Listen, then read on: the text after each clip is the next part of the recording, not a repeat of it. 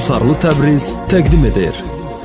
Ben onu özüm kadar sevmişəm, ben onu könlüme hemdem sanmışam.